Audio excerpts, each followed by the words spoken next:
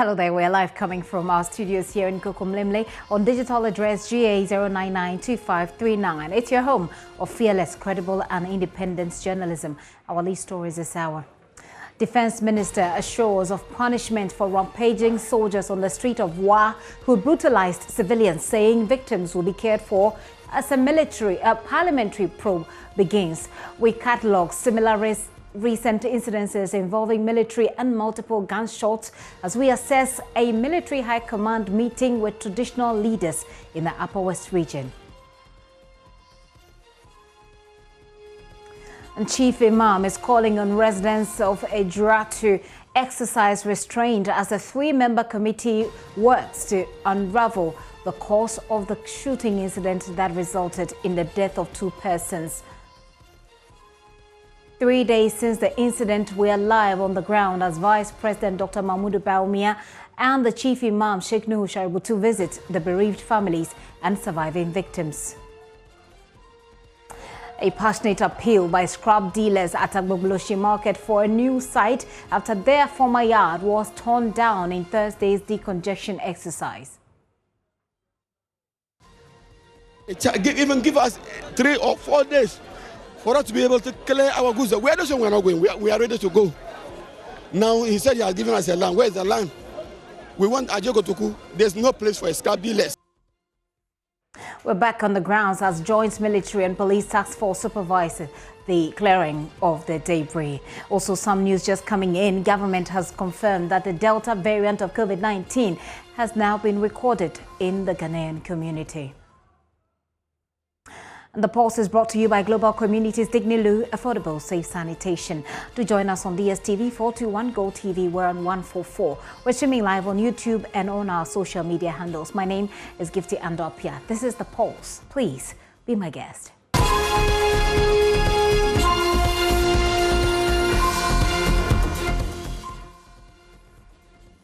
This afternoon, we begin with the news that's just coming in. We're hearing that government is confirming that the Delta variant of COVID-19, which has been operating in India, has just been confirmed in a Ghanaian community. Head of our health desk, Fred Smith, is joining us to give us some more insight on this breaking information. Hello, Fred.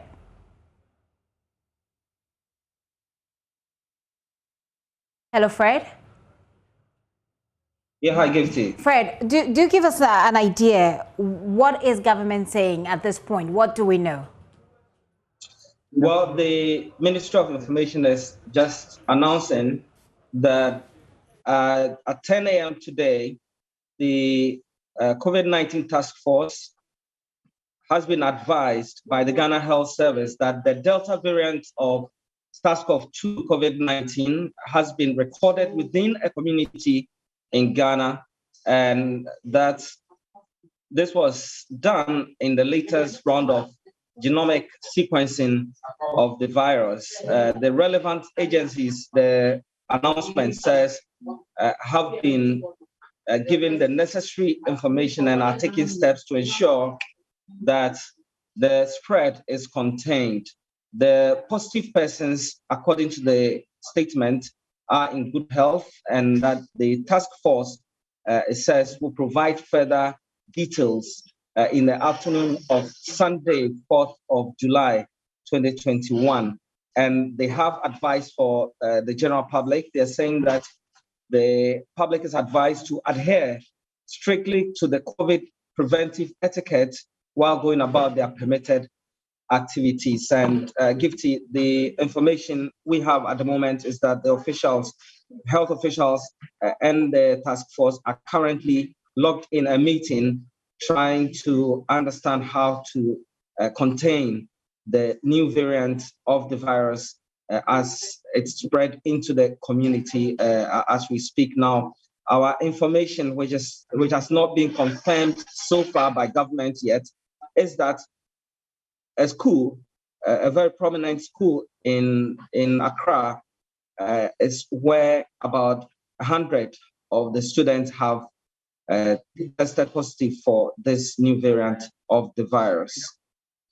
Right, Fred, this is news just coming in. Now that we put it out there, we'll wait on the Information Ministry and all the other relevant agencies to update us as we go along. But let me just quickly refer you to the Twitter handle again. So we'll look at the information there as we wrap up on this particular information as we wait for more. So this is the Ministry of Information's handle, official handle on Twitter. And it says that Delta variant of COVID at 10:00 hours on Friday, which is at 10 a.m. today, the COVID-19 task force was advised by Ghana Health Service that the Delta variant of the SARS-CoV-2 virus has been recorded within a community, i.e. non-arriving passengers in the latest round of genomic sequencing. So that's the latest information coming in, and we will be getting subsequent updates as we go along from government. Fred, thank you very much. Welcome, Gifted. Now, a high-ranking team of officers from the military command have been in the Upper West region today, ascertaining circumstances that led to the alleged attacks on civilians by some of the personnel in the Wa municipality, as captured in a viral video. Defense Minister Dominic Nitiwu told Parliament a short while ago the soldiers who went on rampage will be punished and the victims taken care of. We'll be hearing from him shortly. But first, Upper West Regional Minister Dr. Hafiz bin Saleh has been leading the military high command in the region in the meeting with the Wala Na Fuseni Seidu Popo IV, and to render an apology while investigations begin. The brutality is said to have been triggered by a missing mobile phone belonging to one of the soldiers who suspects the driver of a tricycle must have stolen it. This is at least the second reported incident involving military personnel and brutalities. Our Upper West Regional correspondent Rafiq Salam has a report from today's meeting following the incident yesterday in the region. But first, we'll take you through a few of some of the incidences, in most of which multiple gunshots have been used. It all started at Ejura in the Ashanti region. A social media activist lost his life after being attacked by a mob. Residents poured onto the streets to demand immediate action from the government. Military men were deployed to contain the situation. The soldiers fired multiple gunshots, with some aiming directly at the crowd. 2 persons lost their lives. Many more were injured. At Agboboloshi, here in Accra, the soldiers were in town yet again. This time around, they were deployed to deal with criminal elements accused of impeding the relocation of traders. In the process, fired some tear gas. Multiple gunshots were heard yet again. The latest that has left many shocked happened in the Upper West Regional capital of Wa. Correspondent Rafiq Salam reports the soldiers hit the street in search of a missing mobile phone. The alleged assault of sea of people by some military personnel from the 10th Mechanized Battalion took place early afternoon at the Tendamba Crescent and into some parts of the Wazongu and Wa Market. The soldiers, numbering over 50, are seen on a viral video whipping any motorists, commercial tricycle operators, and pedestrians. The move is said to be triggered by the theft of a mobile phone supposedly belonging to one of the military officers. The people who bear the brunt most are those who attempt to video record the inhumane and dastardly act. They are whipped with sticks and in some cases metals. Worst of it, some were beaten and pushed to the gutter. Those who took to their heels are given a hot chase and arrested. Look, like we were watching them. They thought that we were taking videos. They just came in. Even they beat one boy inside my office there. The guy didn't even do anything. They just came and said, what is the bed? The guy said, what bed? That is not a bed, like bed place. So they started slapping the guy, slapping all over the place, and they even asked the rest of them that was standing there that they should come out and lie down. Big men, they were even riding motorbike. They stopped them and said they should lie down on the floor. Stepping on others, then they even broke one guy, their hand. The guy was just walking. He went on both foot and he was coming. They stopped him. The guy said, what did I do? He didn't even know what he did. For those they failed to arrest, any person they sighted in the vicinity are either whipped with a long stick or battered down with their boots. We were lying down and people were beaten mercilessly. Who gave the authority to do that? We are indeed citizens of this country and we are willing to go by the laws in this country. But we can't tolerate some of these things. Enough is enough. A goat doesn't bite, but when it goes down to the root, a goat do the biting. 29-year-old vulcanizer Gafur Mahama heard loud noise outside the soccer bed center on the Tindamba Crescent, and in his attempt to peep to see what was happening and carry the wrath of the soldiers. He is now hospitalized, suspected to have now developed a fractured thigh. Another, who was also a victim of the military brutality, is Clotis Awuni, public relations officer of the Upper West Regional Coordinating Council. So when I filmed it, some of them saw me filming it. So they head towards our vehicle. They were saying that you are filming us. Who is filming? Why are you filming us? And I said, oh, before the NADMO director could talk, they dragged him out of his car, collected his phones. They collected the NADMO regional director's phone and dragged him out of the car. They asked for me. When I turned to look at the other side, they held my shirt, pulled me out of the car.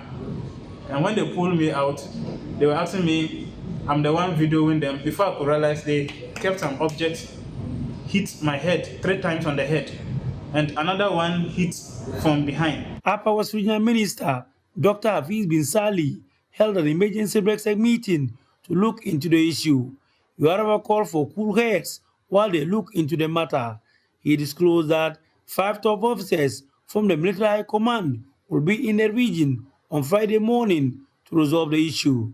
I've already had a conversation with my brother, the defense minister, and he has indicated that a 5-man delegation will be here in the Upper West region from the Military High Command to come and then apologize to the Wana and other traditional leaders of the region.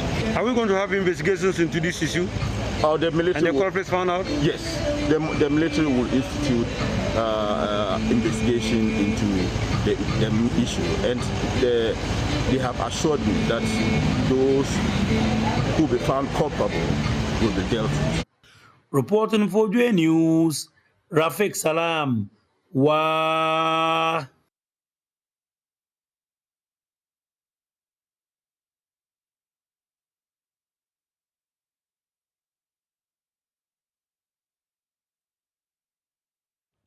Well, as you may be well aware of, the military has condemned this incident, describing it as unprofessional. It was contained in a press statement. We'll bring you that press statement shortly if you haven't seen it already. But several similar incidences have been reported, and the chorus from officials is replete with lines. Investigations are ongoing, yet the outcome of these investigations hardly surface in the public domain. Security analyst Emmanuel Bombandi is demanding that such outcomes are made public to boost confidence in the security agencies, the military of which he singles out as often getting away with impunity. He says it is a matter of right that the Ghanaian public is made aware of the outcome of every internal investigation concerning officers who have misbehaved and the kind of sanctions meted out to them as well. He spoke on the AM show. Military get away with impunity, and so they will continue to be indisciplined and unprofessional, as we saw them beating people in the Upper West regional capital, Wa.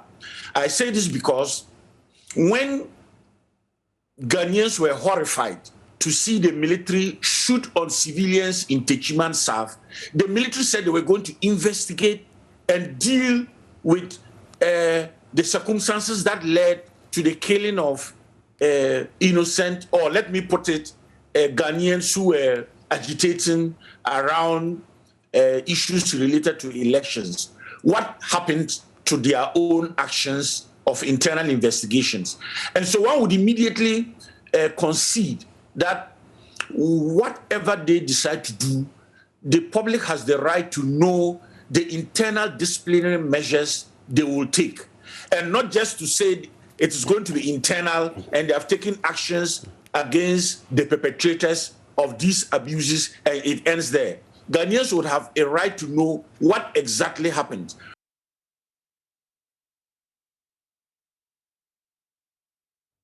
Security analyst Emmanuel Bombandi there. Well, let me take you back to the statement that was issued yesterday by the military about this incident.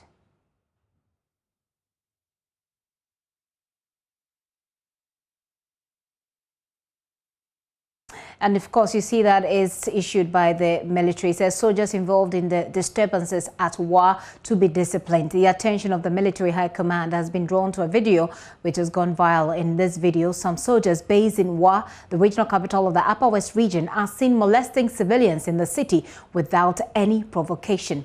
It goes on to say that the unprofessional conduct took place on Thursday, 1st of July 2021, and at a time when the commanding officer of the soldiers and the chairman of the Regional Security Council were both out of town on official engagement. The statement says that internal disciplinary measures have been instituted to deal with all those who will be found culpable in the unprofessional conduct by the soldiers.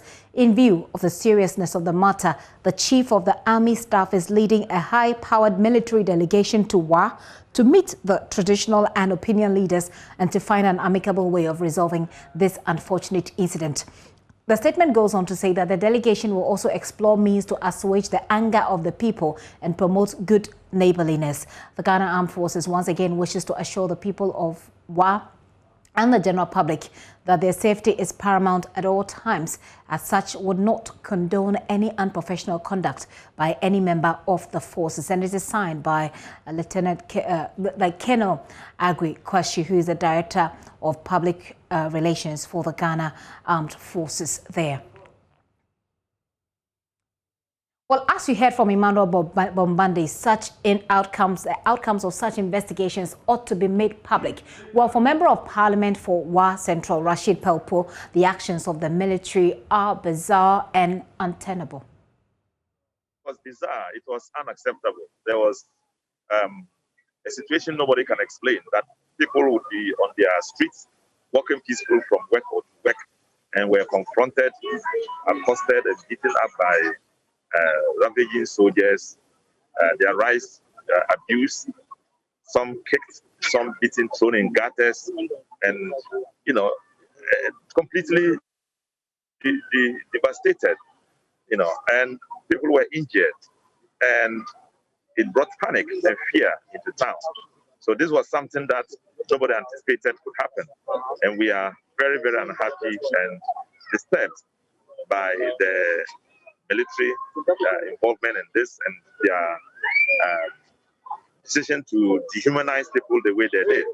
We are all here enjoying the rights protected by the laws of the land, and for anybody to abuse such rights the way they did is an affront to societal norms, because our democracy prevails and ensures that we are all free to walk about, do our work, normal work, not be beaten by anybody, no matter what the offense is.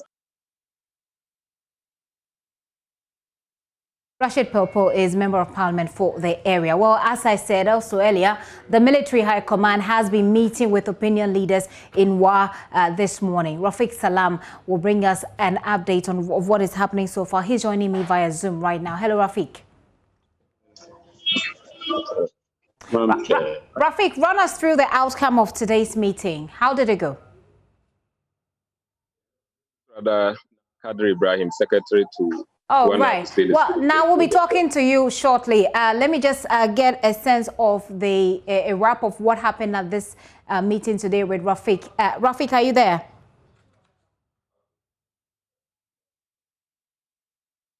Hello, Rafiq. Right, Rafiq. Rafiq, thank you very much. Give us a wrap of how the meeting went today. Today the 5-member delegation was led by the Chief of Army Staff, Major General Thomas Opompepra. When he touched down in Wa, he first moved to the Upper West Regional Coordinating Council, where he met the Upper West Regional Minister, Dr. Hafiz bin Sali, and then after that they moved to the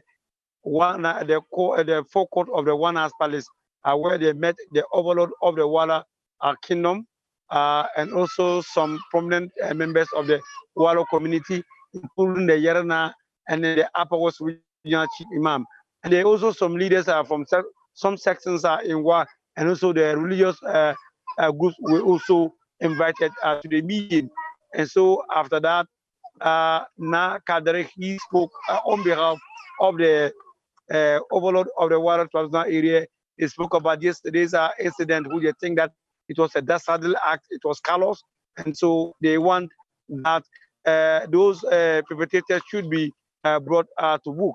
And so they talk about compensation for some of the victims of yesterday's attack, and then also they also are talking about putting the medical bills of some of the victims. And then after that, the team went to the War Municipal Hospital, where they met 29-year-old vulcanizer, the person of Gafur Mahama, who has developed a fracture in the right eye. And so the team apologized to him and also pleaded with him to at least exercise restraint and also have a place in the heart to forgive them. They also told him that everything that he needs further medical checkup, he will be given that support to be airlifted to Accra for further medical checkup. And so, as I talk to you now, I'm told that Gafur Mahama has been released, has been referred to the Upper West Regional Hospital, where he's going to, where operation is going to, or surgery is going to be conducted on his eye.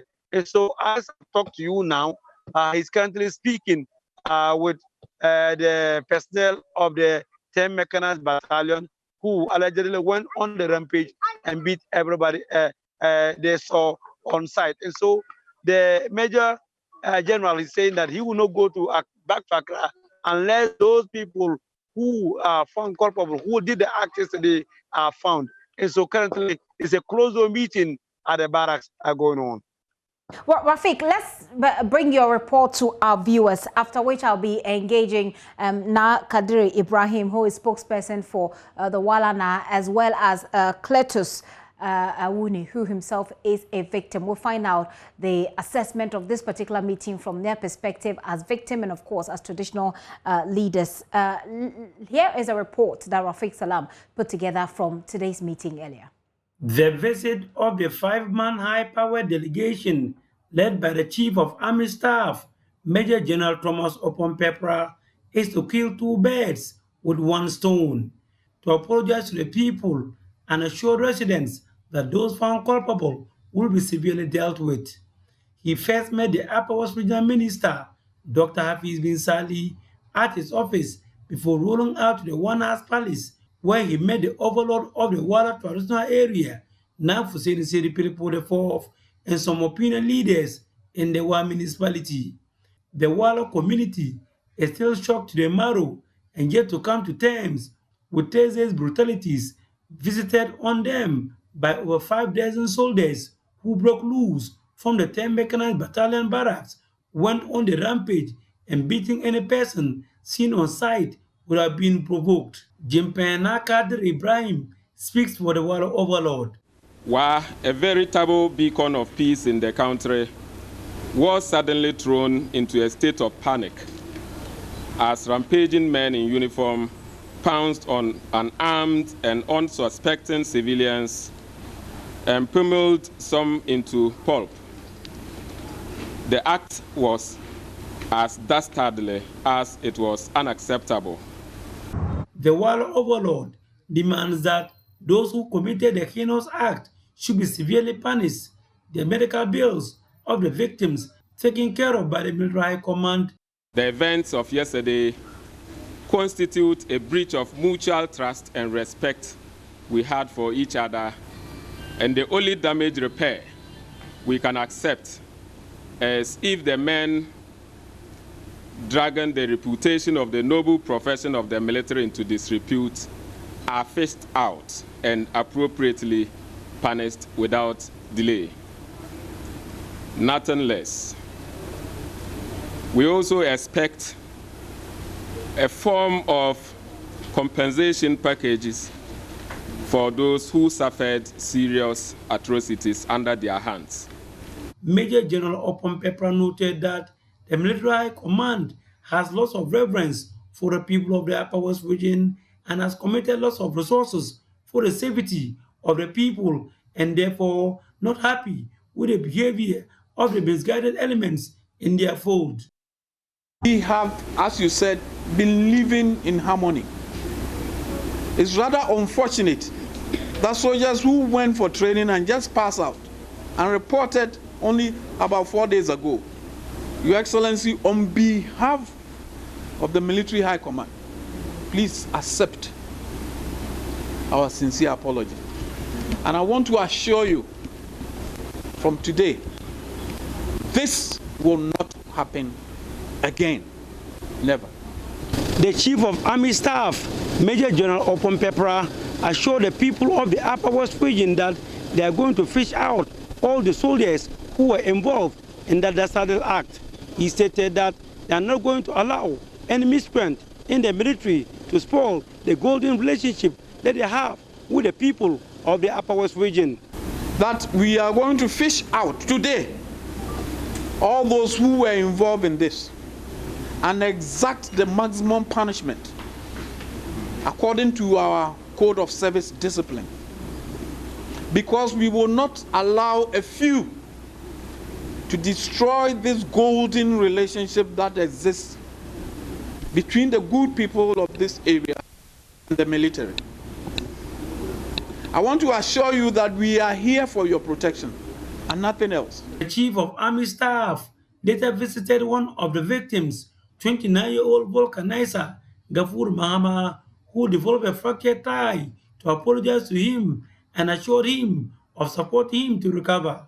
He pleaded with the victim to have a place in his heart to forgive them for the callous act, promising him of further medical support outside the region if he wishes. Major General Opon Pepra ended the day having a closed-door meeting with personnel of the 10th Mechanized Battalion who are alleged to have brought the name of the army into disrepute. Reporting for JoyNews, Rafik Salam. Wow. Rafik Salam with that report there. Let's assess today's meeting, like I said, from the perspective, of course, of the victim and of the traditional leaders there. I have Na Kadiri Ibrahim, who is spokesperson for the Wala Na, who's joining us via Zoom. Na, thank you very much for your time. Good afternoon. I also have Cletus Awuni. Cletus himself is actually spokesperson for the regional minister, who was also himself a victim yesterday. Mr. Awuni, thank you very much for your time. We've been speaking to you already throughout the day. Let me start with Na Kadiri. Now, this afternoon, there has been a meeting which looks like it's been successful between the military high command and then the traditional authorities in your area. If we were to assess the meeting, and all that has been said, that the people will be fished out today, they will be given the necessary punishment. Is that enough from the perspective of the traditional leaders in Wa? Okay. Na Kadiri, can you hear me now? Yes, please. Okay. I do. So I was asking for you to assess the meeting today, the meeting that you had, from the perspective of the traditional leaders in Wa, the high-powered delegation that came from the military today to meet with the authorities, and the things that they said about fishing out the people who did this today and giving them the maximum punishment. Is this enough for the traditional leaders and for the people of Wa?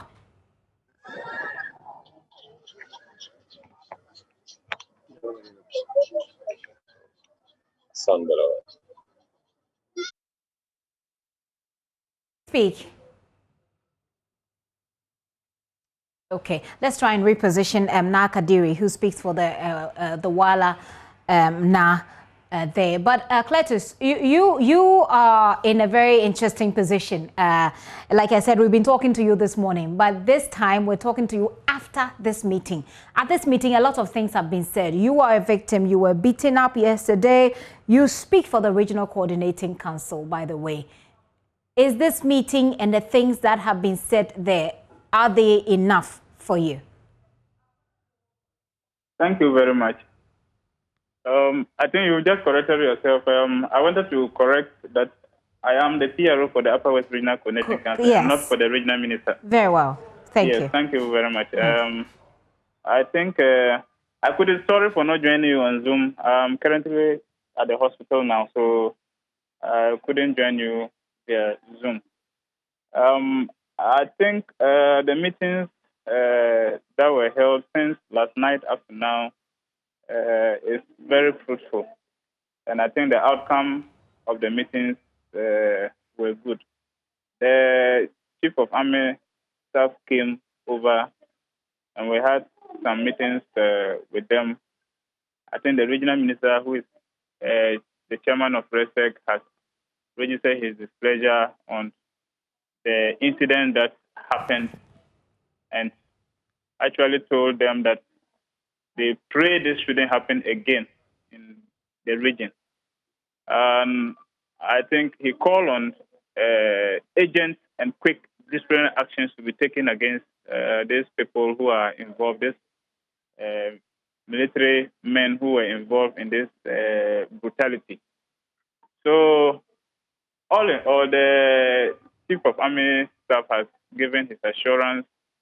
He actually apologized seriously for what happened and said they will not allow such men to draw the name of the noble profession, the military, into disrepute. So he is going to take the issue very seriously. He's going to take it up very seriously, and he wasn't going to joke at all with the matter.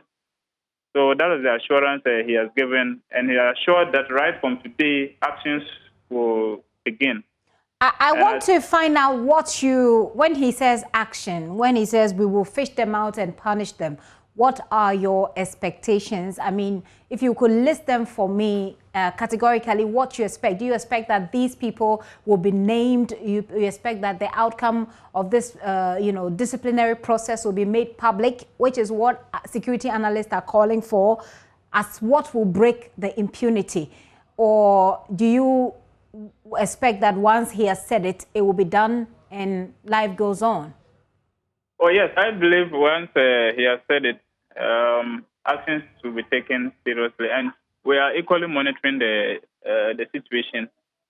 The regional minister is monitoring it. And I believe when no action is taken, we'll definitely know. And when actions are taken, we should know that, yes, actions has actually been taken. Because the information I got was that most of these military men who assaulted people in town yesterday, some of them were newly recruits. They just passed out some 4 months ago. And this is what the Chief of Army Staff said. He will not sit and let them draw the name of the military into the mud. So he actually gave his word. After the apologies, he actually gave his word that drastic measures were kept in place. He said he didn't want to quick to make certain pronouncements, but you can see that he was actually very serious with what he was saying. So I think we'll give them the benefit of the doubt. We are all monitoring the situation. The regional minister, who is head of RESEC, is also monitoring the situation. And I don't think they will come and lie to the Ghanaian public that they are going to take actions and they will not do that. Okay, let me bring in now Kadiri. Now, Kadiri, can you hear me now? Hello? Right, I can see you now. What do you expect to see after this meeting? What does the traditional authorities in WA want to see after this meeting? Security analysts have said that if they are going to be punished, if they are going to be disciplined, whatever happens from that investigation should be made public. Everybody should know what happened. Is that what people from the traditional authority you represent are expecting to see? Thank you very much, and good afternoon to the general Ghanaian public.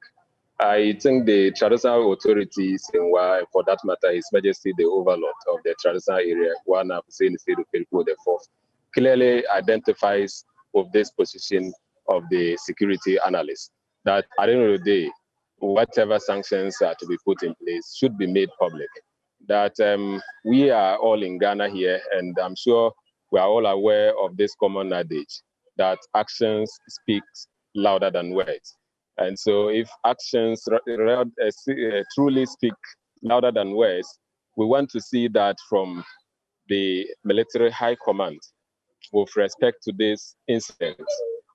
And so if anything short of true punishment to the perpetrators of this dastardly act, we would not be able to accept it. So we want to see them, for example, if they are to be prosecuted, let the Ghanaian public see that.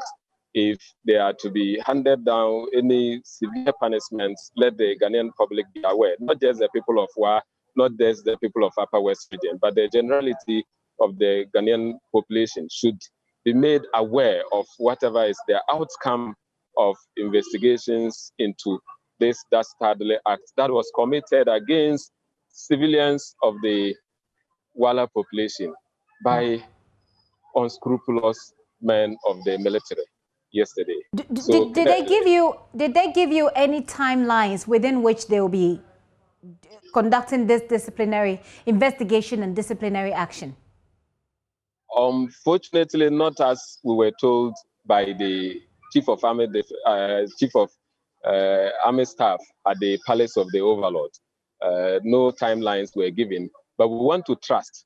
We want to trust that they definitely would be taking those perpetrators on and would be giving them severe punishments that could seriously serve as deterrent to any other member of the uniformed fraternity who would want to in future engage in such unwarranted, unacceptable behavior.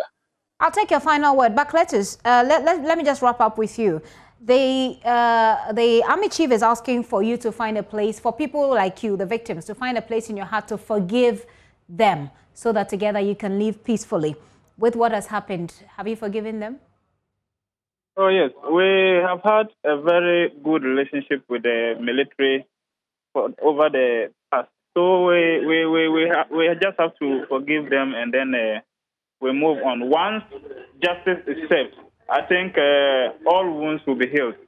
But a situation where this happens and the perpetrator they go scot-free, nothing is done to them. All those who came to brutalize people go scot-free and nothing happens to them. At the end of the day, those who are injured, those who are affected, the victims, the wounds will never heal. They will keep thinking about this and they will continue to be traumatized. So once justice is served and the perpetrators are brought to book and punished for those wrongdoings, I think every wound will be healed. Okay. And I think I hear from both what you have said and what Nakadiri has said is that your forgiveness is hinged on the action that will be taken by the military high command against those who did this. What do you want to see? That they will be expelled, that they will be suspended? I mean, do you have anything in mind as to what kind of punishment you want to these people? I think I don't know their code of conduct and ethics and their regulations, but I am very much aware that some of them were just new recruits who passed out some 4 months ago. So when we're talking about people like that who are involved and they are going to make any punishment on them, definitely they will have to be expelled from the service.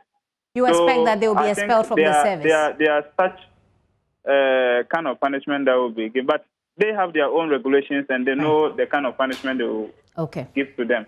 Ms. Awuni, thank you very much for your time. Nakadiri, let me end with you. For the people of Wa who are watching and for the people in the military who are watching after this meeting, if you were to give them any final words, what would they be? And of course, you can push in if you have any expectations of the kind of punishment that should come to these people who, if they are found culpable. Yes, our final words to the good people of Wa would be, as His Majesty said at the palace this morning, to let everybody stay calm and exercise restraint, that we should not let this unfortunate incident be the cause of the destruction of the mutual relationship that has existed between the Wala population and that of the military. And also to the military high command, we want to count on them. We want to count on their honor to truly, as we have been saying, bring the perpetrators of this act to justice. We all know that in Ghana, there's this general perception that for most of the time, some of these things, we would hear of investigations and at the end of the day, everything is just swept under the carpet. If this is going to be one of those cases, I'm sorry, the people of Wa, and for that matter, His Majesty, would not be able to accept the apology that was rendered by the Chief of Army Staff. So all we want will be for justice to be served. Okay. We just want them to face the rigors of the law. Okay. And as my brother Cletus said, we are not able to tell how they are going to be dealt with according to the code of ethics of the military. But we want to expect that something deterring enough would be done. Okay. So that at the end of the day, in future, nobody thinks of committing such things. And let them be aware that any attempt to sweep this thing under the carpet, as has always been done in many occasions, would mean that we are opening the floodgates for issues of this nature to be meted out to civilians. Now, thank you very much for your time this afternoon. Na Kadiri Ibrahim speaks for the Wala Na. Thank you so much for your time this afternoon. And as you heard them say, forgiveness is possible, but it is hinged on justice. And their expectation of justice is something, a punishment deterrent enough. Let's bring you back from Wa and go to the Parliament House. While the minority there is demanding a parliamentary probe into the assault on some of the residents in Wa. Minority Leader Haruna Idrisu says the act of impunity by the military is undermining public confidence in the armed forces. Minority MPs today have been in red armbands on the floor protesting these attacks. First, Deputy Speaker of Parliament has directed the Defence and Interior Committee to visit Wa and deliver their report within 4 weeks. Let's take you to Parliament for what transpired. There appeared to be a worrying development in the country which borders on the safety and security of Ghanaian citizens, largely led by men in uniform, the Ghana Armed Forces. We have not put Ejura behind us yet. We know that there were some excesses there that resulted in loss of life following the death of Ibrahim Kaka.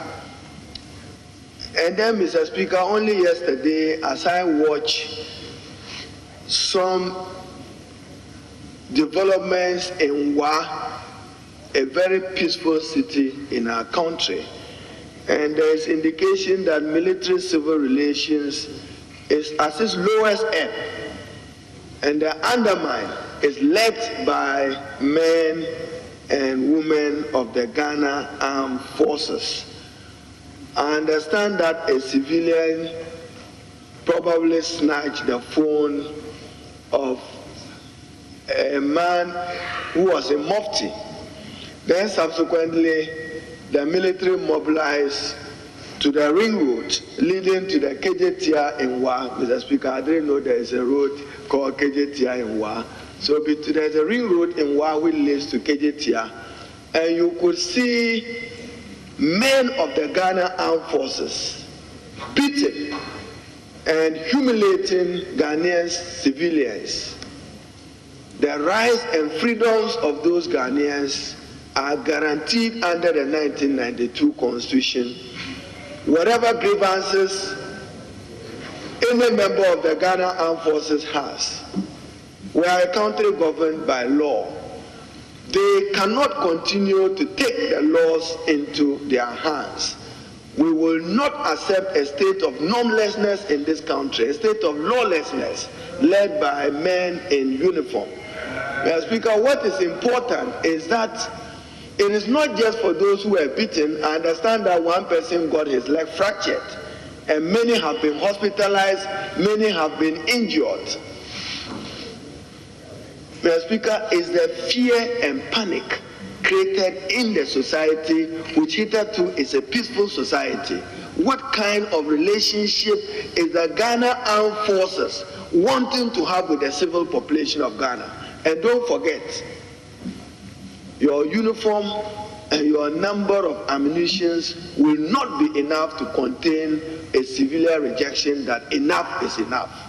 So this is not a matter where apologies will be enough for these purposes. So, Mr. Speaker, I'm raising this so that the visibility of the military has been a matter that we have raised on the floor of this House, not forgetting the sacrilege of what happened here, even with the invasion of this House by military, the 9th of 7th January. Mr. Speaker, you see daily soldiers in uniform, police. We know their duty as defined by this Constitution. Maintenance of law and order is the preserve and mandate of the police. Territorial integrity for the Ghana Armed Forces. Where necessary, they can keep the peace, but they have no moral duty to undermine the peace.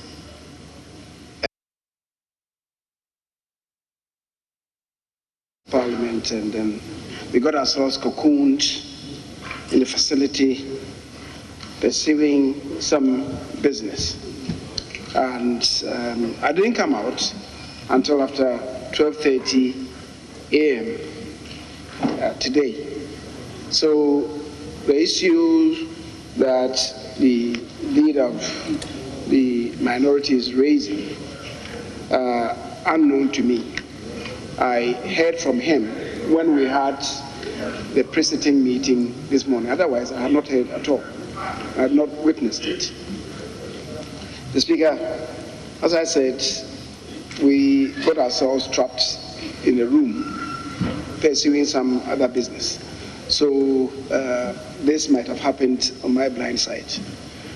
I want to believe that the minority leader is raising this in his capacity as a member of Parliament, performing his representational function, not only as the minority leader, but as a member of Parliament.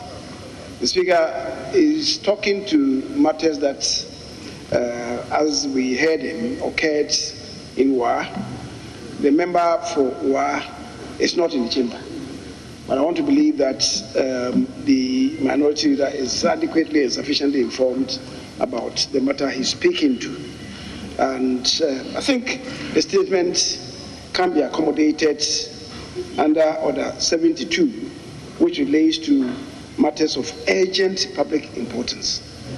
Mr. Speaker, the gravamen of the statement that he's just made certainly can be considered as a matter of urgent public importance. I want to believe that he might have discussed the terms with you for your consideration. And the Speaker,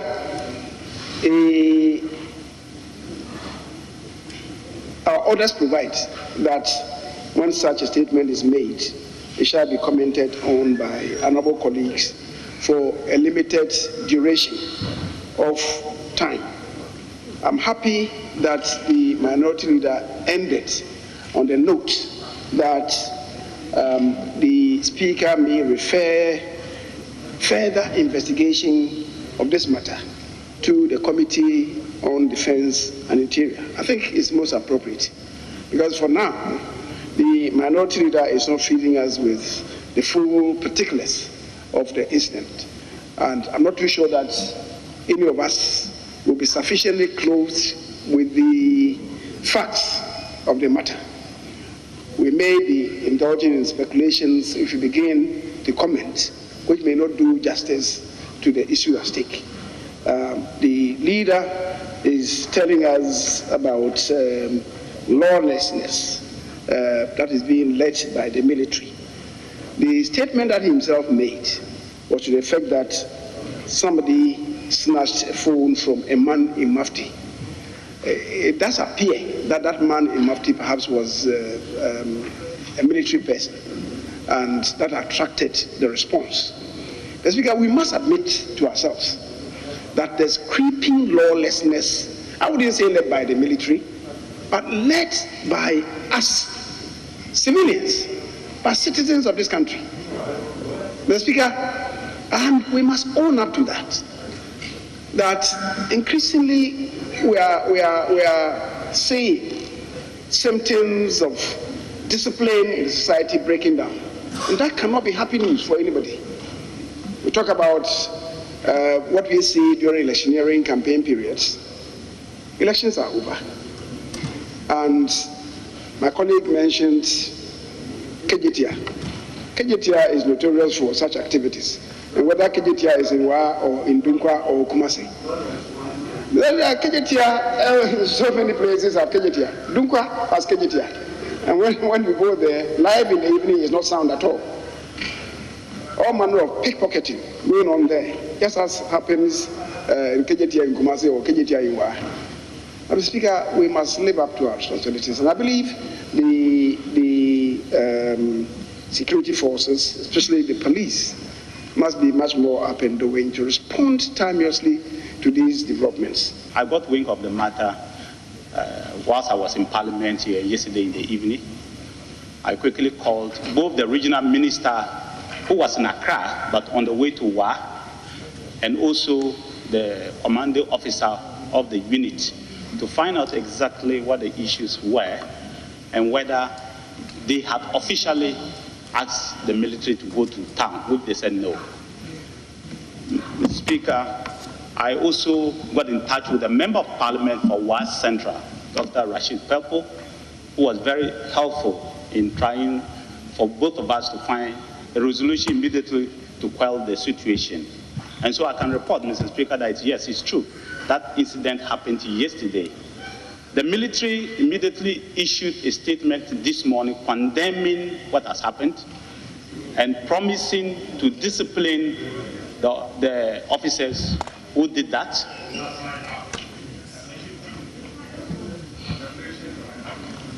They have also sent the chief of Adayana Palace. I believe they are currently at Adayana Palace, Wana Palace, to first of all apologize to the people for what happened.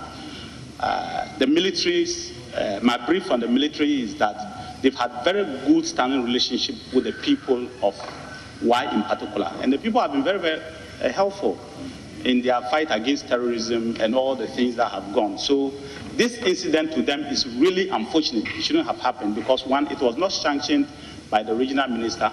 It wasn't sanctioned by the commanding officers. Neither was it sanctioned by anybody in Accra. It was a spontaneous reaction of some young men and women in the armed forces who moved to town to do that with some trigger they felt was the issue.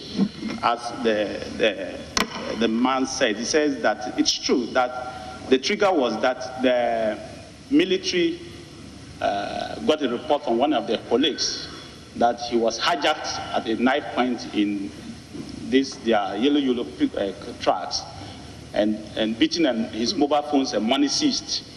And based on that triggered them to go and misbehave.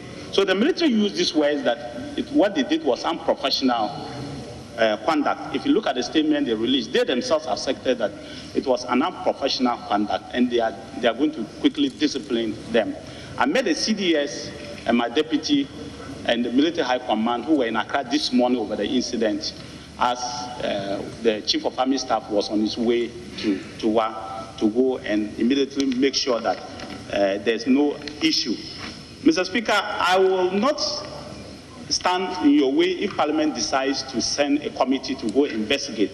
It's just that the ministry has quickly also put a small committee from national security, from the defense intelligence, and another person to go there and find out exactly whether there are other remote causes. Because it is simply not a military culture to move to town to molest people. It's not something I've heard before.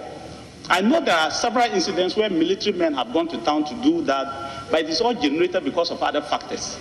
So for that to have happened, I still don't understand. I can't understand why that has happened. So I want them to investigate to the bottom of the matter and find out what really is the problem. Because if we sweep matters behind the carpet, it can create a bigger problem for us. So, Mr. Speaker, I don't have a problem if you decide to do that, but we have already instituted these kind of measures to ensure that that will happen.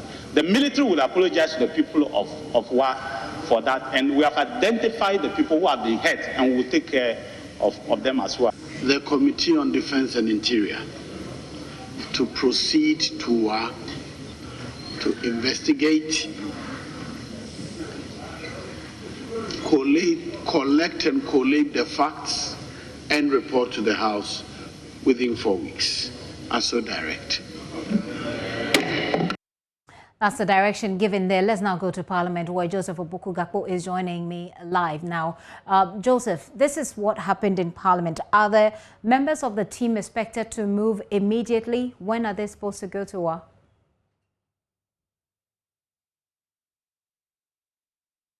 Good afternoon to you. So the indication that we're getting is that, yes, the Defense and Interior Committee, which is actually chaired by the MP for Asin North, Kennedy Japong, and has James Agaga as the ranking member, and as well as the MP for Infantiman as deputy ranking, as vice chair, would actually have to move in immediately.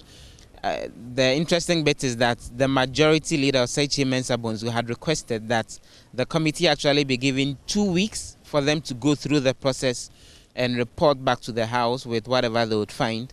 We gather that they would have to move all the way to Wa, go investigate issues there, if necessary, interact with the military high command and all. But after the deliberations, the Speaker ruled that a period of 4 weeks was rather the more appropriate duration in order for them to be able to gather the necessary details and come to the House with recommendations on what the way forward should be. So yes, we are expecting the members of the committee to move in immediately and begin the necessary investigation into this particular issue. I don't know if Ejura has come up apart from being linked to military brutality, but if it has, we know that the Vice President is there now, the National Chief Imam as well. Has it come up in any of the conversations? Otherwise, what else is happening in Parliament, Joseph? Well, it was mentioned as deliberations were ongoing and MPs were complaining about impunity on the part of security agencies, and attention was drawn to it as one of the claimed classic cases of the security agencies, particularly the military, not doing what was expected of them. But there's not been any similar directive as far as the issue having to do with Ejura is concerned.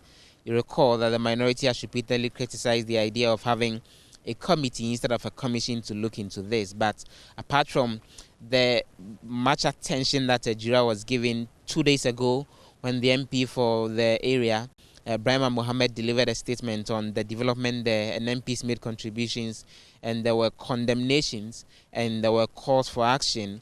Nothing more was decided on Ejura as far as the role that Parliament could play in helping deal with the issues as far as that is concerned, except that the MPs, particularly on the Defense and Interior Committee, hinted that they would seek to summon various officials, particularly the police and military hierarchy, to the committee to come deliberate on that particular issue and try to get some answers from them. But there isn't a similar directive in terms of a probe as far as Ejura is concerned.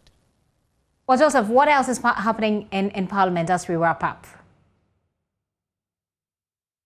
This was the main issue that actually dominated conversations in Parliament today, this whole concern. And the MPs were in there on the minority side with the red armbands on their hands, protesting some of these attacks that have actually come up on the part of the security agencies. Today as well, there was the delivery of what is called the business statement to outline what the House will be dealing with going into the week ahead. The indication that about 18 different questions would see responses from various ministers of state, including 3 urgent ones. Conspicuously still missing is that having to do with the finance minister's responses when it comes to the president's May trips to the various foreign countries, which the MP for Northong, Samuel Okujeto-Ablakwa, has repeatedly demanded that we should see some action on the part of Parliament in terms of getting the finance minister to come respond to. But that was still very much missing on the details as far as the business statement going into next week is concerned. And so the Speaker has adjourned sitting to next week, Tuesday at 2 p.m, when the House would continue deliberations on issues having to do with the development of Ghana here in Parliament. Joseph, thank you so much for those details there. Joseph Opoku-Gakpo is our Parliamentary Affairs correspondent. As you can see there, he's joining us live from Parliament. A lot of conversations or deliberations going on over military brutality, talking about Ejura to Wa. You're still watching The Pulse with me, Gifty and Opia. We have to go on a very quick break. But, well, it's been a week of population census. We've been counting or numbering our people throughout the country. How has it gone? Have you been counted? I'm going to take a very quick break, like I said. When I return, I have a representative from the Ghana Statistical Service, and we will be talking about how far we've come with our numbering. Do stay with us.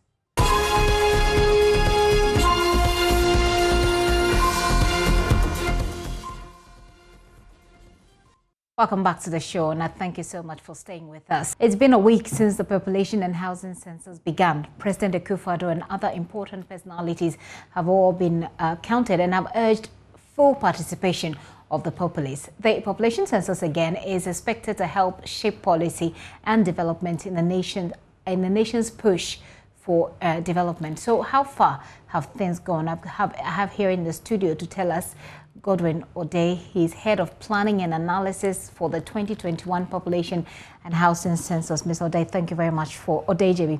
Thank you very much for your time this afternoon. So how has it gone? Give us the analysis of what we have so far. Yeah, first of all, let me thank your viewers for also giving us the opportunity to call in this afternoon so that we can explain what the census is all about and how far we've gone as far as the enumeration is concerned. Right, that's the population and housing phone ringing. I'm sure people are calling you, so let's put that on silence and then we can continue with the conversation. Sure. Right. Okay, so please go ahead. You were telling us about how the process has gone so far. The census night was last Sunday, that is the 27th of June, where we counted the floating population and some key population. After that, that's the Monday, we began the actual enumeration where we went into various homes to count the households and other institutional population. Prior to this one, we did the listing exercise. So it gave us that opportunity to know where to go and where not to go. So we are following on what we did for the listing exercise. And I think the cooperation has so far been good. Okay. We are getting the numbers, because we're using the tablet. Once you are okay with or once you finish with the enumeration, then you transfer the data to your supervisor, and then straight it gets to our database. Our database. Okay. So yes, we are viewing everything, and it's been good. How many people have you counted so far? Do we have that figure yet? Yeah, though we've been viewing, but I always say that figures normally concerning the census is only one person who should disclose the actual figure to the general population. So let's wait. When we are done, we'll come out with that. What are some of the significant challenges you have faced in this process so that we can seek to address those as we go forward? Yeah, let me say Ghana's population, as the population is growing, is becoming a bit sophisticated in the sense that sometimes you go to people's homes, you don't meet them, we go to work, we don't come early, you knock, especially in the cities. But then, the enumerator has a period of 2 weeks to do that, where if he goes to a particular house or a structure, he doesn't meet the people, he has to come back and then make sure that within that period which we have earmarked for the enumeration, we try as much as possible to get the person. So you've had difficulties locating people in their homes at a specific time that your enumerators go about? Yes, especially those who go to work and then come back late in the night. But as I said, the enumerator has that opportunity to spend 2 weeks. Go back. Yes. Okay. So we've spent 1 week already and we have only one more week. How are you seeking to address this significant challenge that you've identified? Yes, definitely we will get them. Definitely we will get them. And then once, are you going to get them, say, through the phone? Already the listing exercise has provided that avenue. We've already identified them. Okay. Yes, we have everything in our database. So definitely we will get them. Because for each particular structure or residential structure where we know people are living, yes, we've already captured that information, so we definitely get them. What if in the next week you still don't get the people? What happens? Yeah, so just like any research work or any key activity like the census, definitely we will take stock of what we've done so far, and then if there is any plan for us to re-strategize, yes, we'll do that. Okay. Is there anything else you'd like to share with our audience, even as you go into the next final week? Is it the next final week you have, right? The one thing we would like is the total cooperation from the general populace. We need their support because census is for all of us. Census is used for planning, and without data, it will be difficult for us to plan. So once it's going to be, it's going to benefit all of us, the population in general, yes, it behoves on us to get ourselves involved so that at the end of the day, we achieve the complete coverage. Complete coverage means that we have to count everybody.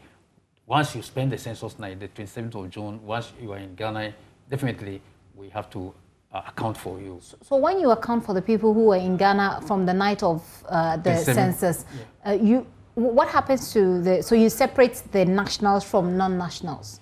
Census is total count. Okay. Meaning that whether you are a Ghanaian or not a Ghanaian, yes, we have to count you. We have to enumerate you. Yes. But then we have when we go deep into the question itself, yes, we have questions on nationality to determine whether you are a Ghanaian or not a Ghanaian.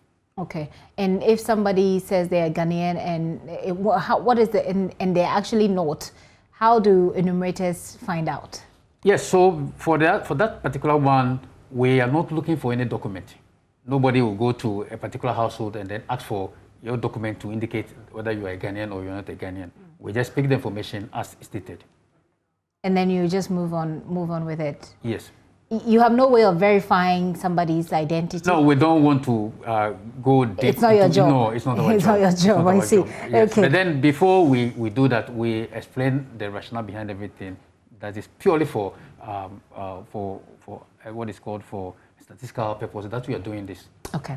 Okay. So since you are head of planning and analysis, my understanding is that you will be using the numbers you get to help us plan or analyze, or you are actually helping with the planning and analysis of this particular census. Yeah, what exactly will you be doing? Yes, it's going to be a teamwork, and the various products which we get out from the census, we have to work on those things. So all the products which we are going to work, a team, we're going to work together so that we come out with credible reports for the entire nation. You know, a lot of people can't wait to get the numbers and see how many we are now in Ghana and see what government actually does with it. Let's take your final words on that. Yes, for the reports, we're going to have a series of reports. The first one will be the provisional results. Once we release the provisional results, then we move on to release the summary report of the final results. Then after that, we go deep to do the analytical work. And again, each district will definitely have a report. You know, census is the only activity where we can even account for the small locality, a hamlet, a village, and all those things. Okay. It is through census that we get such information. Okay, Mr. JB, thank you very much for coming. Yeah, thank you too. I wish you all the best as we go into the next final week. Godwin Odei is head of planning and analysis with the population and housing census, but he's head of data production unit at the Ghana Statistical Service. I want to take you to Ejura now. Now, suspects in the murder of social activist Mohammed Ibrahim, also known as Kaka, are in court today. On Monday evening, the police, with the assistance of the military, arrested the first two suspects in Macho Kaka's death. They are Ibrahim Isaka, also known as Anyas, and Fuseni Al-Hassan. He was reportedly attacked on Sunday dawn and died on Monday afternoon at Ejura in the Ashanti region. Parliamentary has been in court for us. He'll bring us the details, but Vice President Dr. Mahmoud Bawumia is assuring government will not shield anyone found culpable in the Ejura disturbances that led to the death of two protesting youth. The Interior Ministry yesterday constituted a 3-member committee to investigate the shooting of the two in the Ashanti region. This follows a directive by President Akufo-Addo that's calling for a public inquiry to be conducted into the circumstances surrounding the Ejura killing incident on Tuesday, which also left 4 persons severely injured. The committee members include George Kingsley Kumsin, Justice of the Court of Appeal, as chairman, security expert Dr. Vladimir Enchidanso, and Juliet Amwa, Executive Director of Pemplus Bite, a civil society organization. The Vice President, who visited the town today, is assuring that government will strictly implement recommendations that may come out after the public hearing. Let's go to the community now. Love FM's Nana Ejura is joining me. Hello, Nana.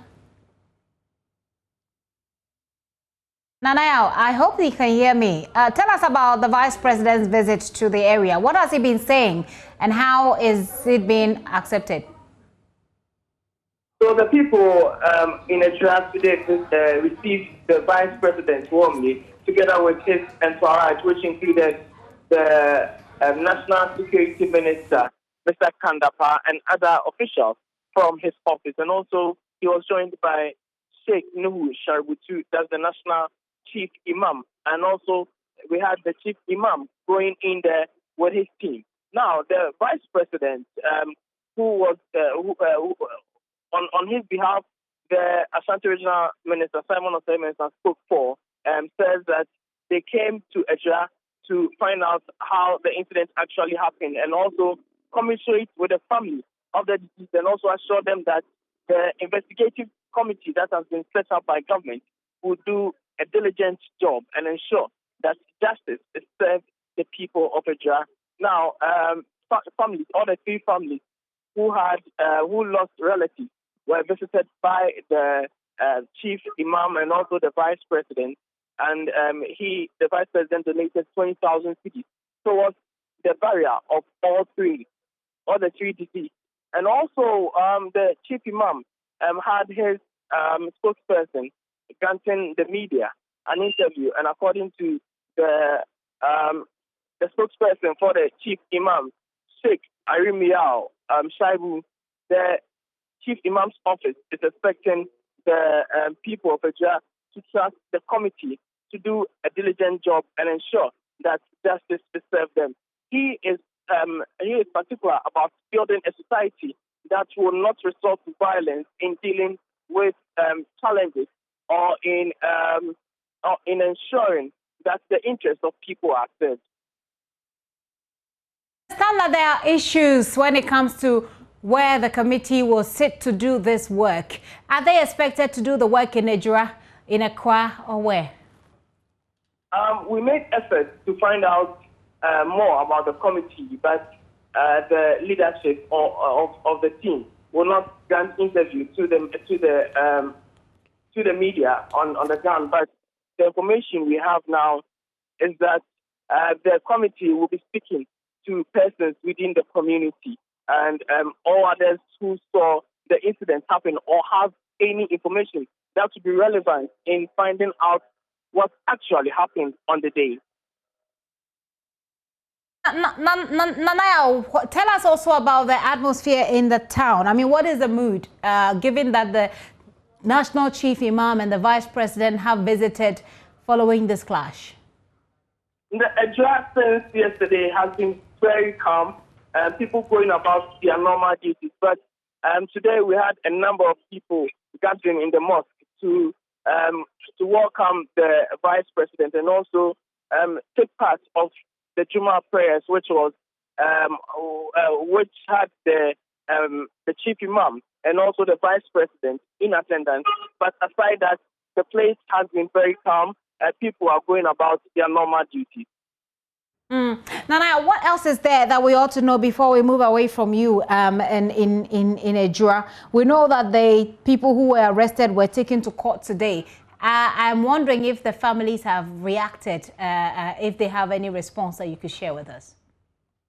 Now, the few that we could pick up on the ground is that the family of Kaka, who was murdered in Ejura, they are still not happy with the police, the investigations the police are doing so far.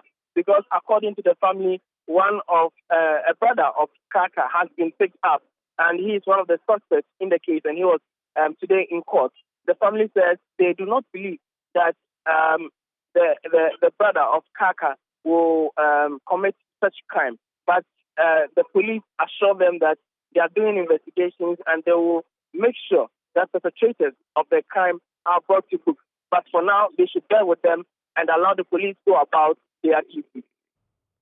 Well, Nanayo, thank you very much for that update there. Nanayo Jima is still in Ejura for us. Now, the opposition National Democratic Congress members in Parliament are against the ministerial committee that has been put together to probe the matter, and the former National Security Minister is supporting their call. Let's bring in the ranking member on Defense and Interior Committee of Parliament, James Agaga. He says the ministerial committee may not achieve much.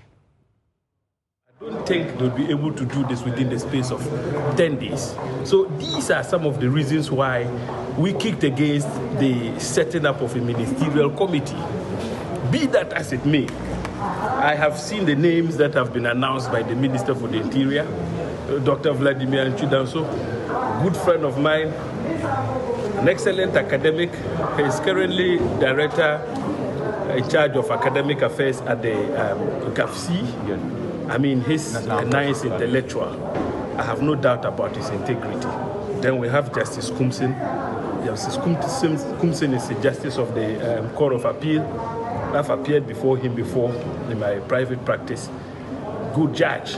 The third person I don't know too well, but the composition of the committee is all right, but they are going to have to work within the limitations that I have alluded to, that the committee itself lacks any statutory authority to act. It's very limited. In fact, the scope of power of that committee is not spelled out in any law or regulation. So they're going to rely extensively on terms of reference, and the procedure they even adapt clearly is not going to have any legal backing. The ability of the committee to compel witnesses to attend upon it would not be subject to punishment should a witness decide that, look, I'm not going to turn up. The power to produce, to make orders for the production of documents clearly would only happen if those ordered to produce the documents are willing to do so. So these are limitations that clearly would hamper the work of the ministerial committee. Now, if you compare that to a commission of inquiry, a commission of inquiry is a creature of the Constitution. Its scope of authority and power is spelled out in the Constitution itself. So they have the power of a high court when they are sitting and exercising, its functions. James Agaga is the ranking member on the Defense and Interior Committee in Parliament. Well, his call is supported by a former National Security Minister in the former President Rawlings' era, Kofito Tobikwachi. In a write-up, the former minister urges President Akufo-Addo to show leadership, and my colleague Elton Brobe has been looking at it. Well, let's just bring you excerpts of it. It says, like many Ghanaians, the events in Ejura this week have left me shocked, saddened, and he goes on to give you the background to what has happened, which you all know, involving the death of Kaka. And then he goes on to indicate that these crimes highlight yet again the increasing reliance on violence and brute force as a first result on the part of this administration, as if we have learned nothing from aspect of our past. I move on to the next paragraph, which says the lynching of Ibrahim Mohammed and the use of live ammunition on protesters demanding justice for his death are but the latest examples of the notable escalation in political thuggery. He goes on to say that the harsh economic realities of the moment, colossal judgment debt, are suffocating most households and worsening the already disturbing inequality in the Ghanaian society. And as you know, I'm just jumping from paragraph to paragraph to give you an idea of what he's saying. He says, yet legitimate and admirable efforts to register displeasure, including the Fix the Country, etc., as he mentioned it, has not been properly handled. He says the Akufo-Addo administration must be careful not to pour fuel on those sparks, for we may not be we may be worse off, he says. The national situation, it goes on, is getting tense by the day, and Ghanaians must not choose the path of causal indifference. He says the president cannot hide behind Per functionary statement, he must show leadership, and that's the point he makes there. He talks also about the Emil Commission findings and what was made of it. He says, I joined the many others before me in sending condolences to the family in Ejura, their families and the entire community. I joined calls for restraints in the hope that justice will be served. Well, those are excerpts of the statement from Mr. Tutubi Kwachi there, who is a former National Security Minister.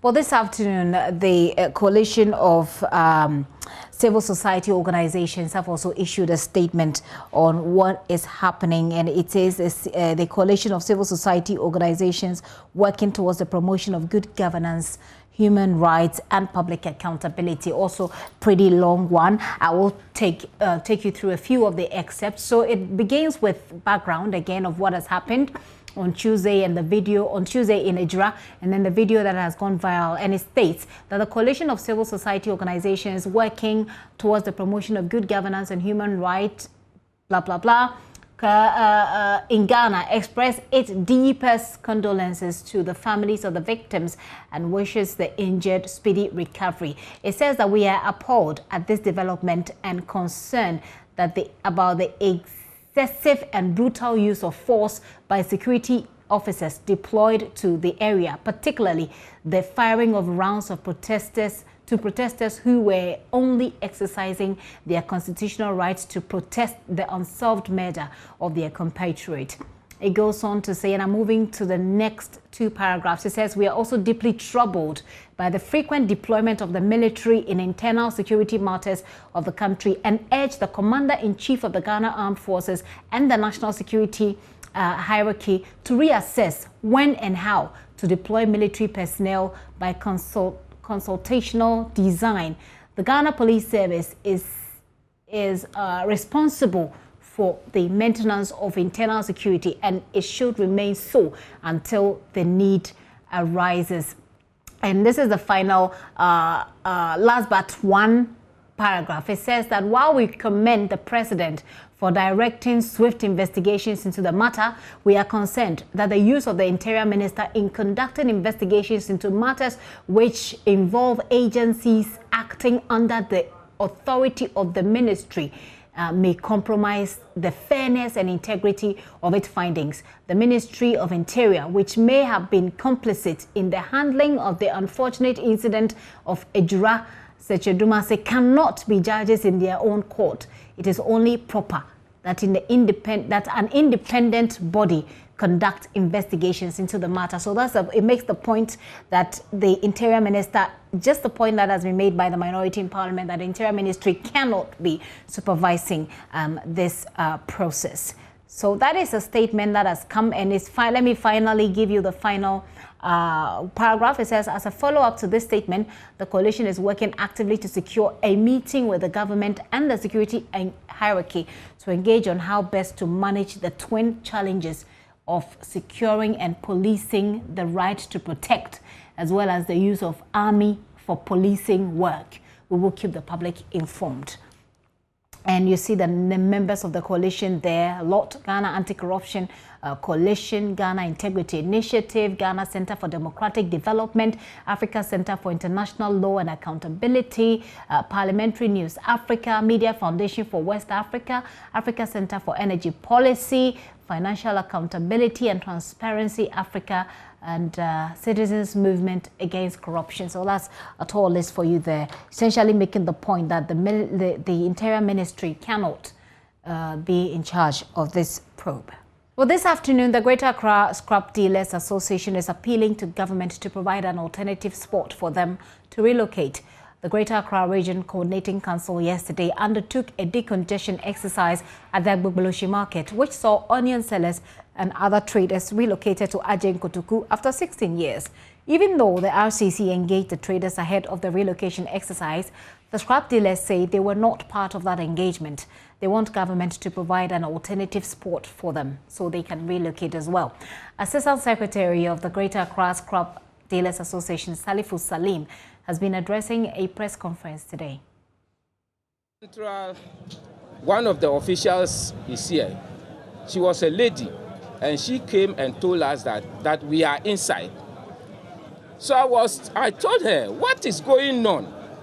At least if you want the land, tell us so that we know. But keep hearing you are there, you are not there, you are there, you are not there. We are confused. So the kind of passion that the woman was speaking, no, I told the guy, let's go and have a look at the site. Because we have already choked here. So we needed a land to go and then operate. We needed somewhere to be relocated because we are choked. So I thought that it was an opportunity for us to go and have a look at the place. So the lady gave me the MCE for the new site. That is Ajen Kotoko. He gave me the number, and I called the MCE. The MCE told me he's ever ready, we should come. And I said, we are coming immediately. He said we should come. I came and organized my people. We went there. We stood more than 3 hours calling the MCE. He keeps telling us he's coming, he's coming, he's coming.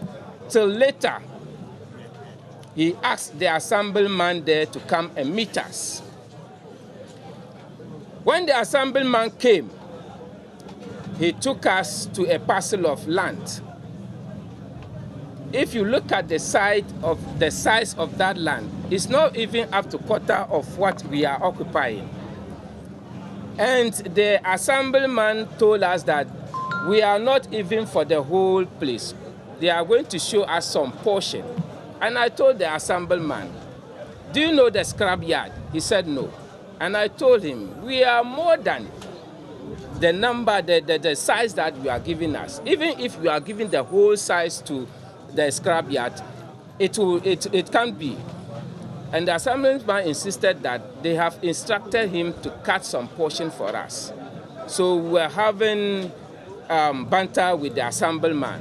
And I said, okay, then we have to come back. Then tomorrow, then we'll go and tell the regional minister that the land that they have allocated to us is too small. Only for the next day that we saw bulldozers and whatever, then they started destroying us. The regional minister made a whole lot of allegations against us. And none of the allegation is true. None, even one. He mentioned that he has given us money to relocate. It's a fallacy. Can he point to us whom he has given the money to? Because these are the leaders. These are the leaders. None went for the money. And if you look at the way he apportioned the money, that will tell you that we are not part. Because he said he has given onion sellers 300,000 Ghana cedis, cattle rearers 500,000 Ghana cedis, 2,000. And then they came to scrap dealers and he said 50,000. Meanwhile, we are more than 35,000 people operating on this land. We can divide the onion sellers 10 times. They know it. So why should you give them 300,000 to prepare for themselves and you give us 50,000? So from there you see that the man is not telling the truth. And we wanted to meet him and he kept dodging us. We want him to produce a letter that he has written to us. At the time this thing started, he has had engagement with the onions sellers, so many occasions, but he did not proceed to Kiss Seconds, where we operate. He has had so many engagements with them. He didn't come to us. So we are surprised. Scrap dealers at the Agbogboleshi market there who had a press conference earlier today. Now, Ghana continues to reel under reckless stewardship of natural resources. Most recent awards of judgment debt of $170 million in the GPGC Limited saga, among others, continue to be a bane. The PAP, which is the Policy Action Platform, an offshoot of the Center for Social Justice, say they're coming to the rescue. What do they have for the country? Joining us via Zoom is Dr. Teresa Mana Mensah, who is CSI Fellow, Finance and Economy, also Assistant Professor at the University of North Carolina. Doc, thank you very much. Tell us a bit about the CSJ. Who are you? Thank you so much for having me on the program. So CSJ is essentially a platform that has, academics. It also has social activists. I mean, those who, are interested in social change. And then we just also have patrons, people who are just interested in, developments within the economy. Now, one important objective of the Center for Social Justice is pretty much, advocating for people-centered development in the economy. And then, of course, in addition, just making sure that there is progressive social transformation in Ghana.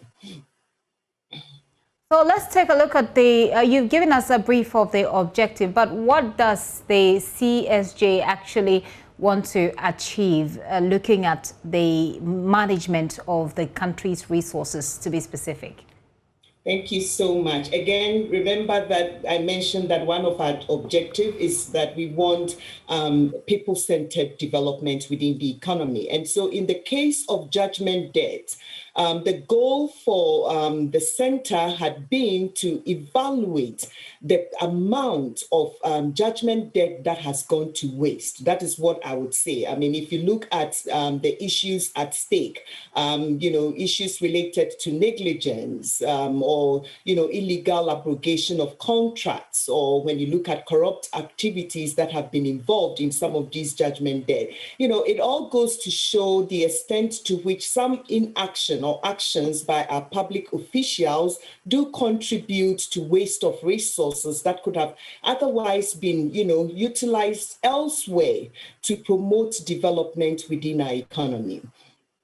But then there's also a lot of information out there about judgment debts, including the Sole Commissioner's report, for example. Why was this particular study necessary? Thank you once again for that question. So again, like I mentioned in the report, our goal was not to replicate what the Sole Commissioner did. Our goal was to quantify exactly the extent to which our resources have been wasted, and then look at them relative to key economic indicators to put it into perspective.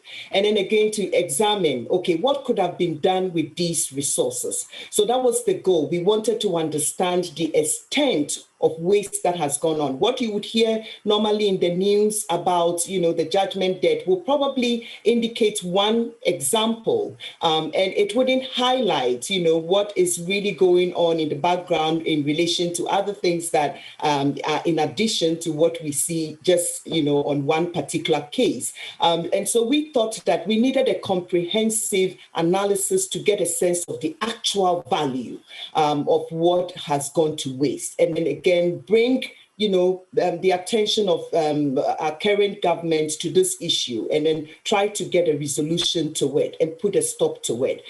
Because again, if you think about it, we are interested in, promoting development for the majority of the people, particularly those that are vulnerable in society. And so just identifying some of these loopholes that we could close, to, give us some funds to be able to address the developmental challenges that we have was crucial for us as we embarked on this study. So let's take a look at your key recommendations. Well, like you said, one of the key things we ought to do is to be able to quantify how much we're losing and the extent to which it affects each of us as individuals. So let's go through your recommendations while we wrap up. All right. Thank you so much for that. So the first thing we were recommending relates to, engaging the the special prosecutor in this issue. First of all, our analysis is just painting a picture of the quantum. Now, the key is for the special prosecutor to investigate these and identify those that, we can attribute criminal intent to actually cause financial loss to the state and prosecute such, individuals. It is sad that, the majority of cases, you cannot attribute the case to just one individual, and therefore it goes accounted for. And I think it's important for us to, think about accountability. So that is one. We are actually also recommending reforms at the AG's office because we do identify a lot of problems in relations to processes and systems, at the place that is preventing cases from being looked at as soon as possible when they are, taken to court and the like. In addition to that, we believe that there is the need for institutional reforms within the government execution of businesses. So again, we think about so many different aspects, like focusing on making sure that procurement laws are followed religiously. We want to make sure that there is a framework that allows the inter-party system to actually get onto the table and begin to look at this issue of contract abrogations whenever we have, transitions taking place as a result of elections. Again, we are thinking that there is a need to have a judgment debt management policy, to review some of the abrogations that goes on. We do have one related to a public debt, but we think that there is a need for a judgment debt management policy that will include Ministry of Finance and then also the AG's office. We are also asking for transparency, within our budgeting system. Now, there is the only way we can restore faith in our government is when the government act in an efficient, effective, and then also transparent way for the population. And that is one of the important things that we are also recommending. Let me just jump in there. I need to wrap up on this as I've run out of time. But your report, how do we know it won't end up on the shelves as many others have? Thank you again. And make that brief for me as I've run out of time, unfortunately. No problem. Thank you for that. So CSJ is going to engage all stakeholders in this particular matter. We are hoping to bring, together, all the institutions that we saw were at fault in some of those cases. We need to have a conversation about that. We need to engage the two-party system that currently runs the nation. We are going to take it also to the Attorney General's office. My hope is that engagement with the stakeholders will help this issue, to get the right amount of, attention. Very well. Thank you so much for your time, and I hope that this actually gets us somewhere. It doesn't make sense to lose the amount of money that we lose in judgment debts, obviously. Dr. Teresa Mana Mensah is a CSJ Fellow, Finance and Economy.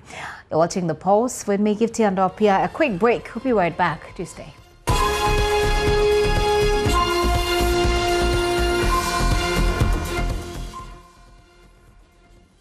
And this will be it for today, but there is more news at myjoyonline.com. Do log on and take a look at our top stories so you can share it with your contacts so they know what's going on.